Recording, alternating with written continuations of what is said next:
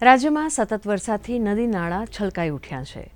રાજ્યમાં છેલ્લા 8 કલાકમાં વલસાડના કપરાડામાં સૌથી વધુ 1.5 ઇંચ જેટલો વરસાદ પડ્યો છે, જ્યારે અન્ય 41 તાલુકામાં સાધારણ વરસાદ નોંધાયો છે.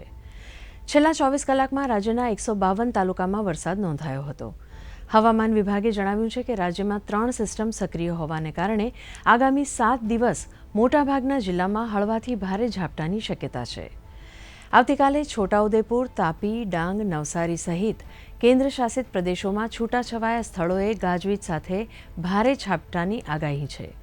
તો 28મી ઓગસ્ટના રોજ પણ દાહોદ સહિત મધ્ય ગુજરાત તેમજ ગુજરાતના મોટાભાગના જિલ્લાઓમાં ગાજવીજ સાથે ઝાપટાં પડશે. आने वाला अगले 7 दिन तक 26 अगस्त से लेकर 1 सितंबर तक हल्का से मध्यम बरसात का अनेक स्थानों में रहेगा। दोनों क्षेत्रों में गुजरात रीजन और सौराष्ट्र कट दोनों रीजन के लिए रहेगा और heavy rainfall warning Gujarat region के लिए दिया गया है अगले 7 दिन के लिए येलो वार्निंग के साथ, और सौराष्ट्र कच्छ में कोई हेवी रेनफॉल वार्निंग नहीं है। और थंडरस्टॉर्म वार्निंग रहेगा अगले 5 दिन दोनों क्षेत्रों के लिए 26 से लेकर 30 अगस्त तक दोनों क्षेत्र में ही। इसमें आज के लिए जो हेवी रेनफॉल वार्निंग येलो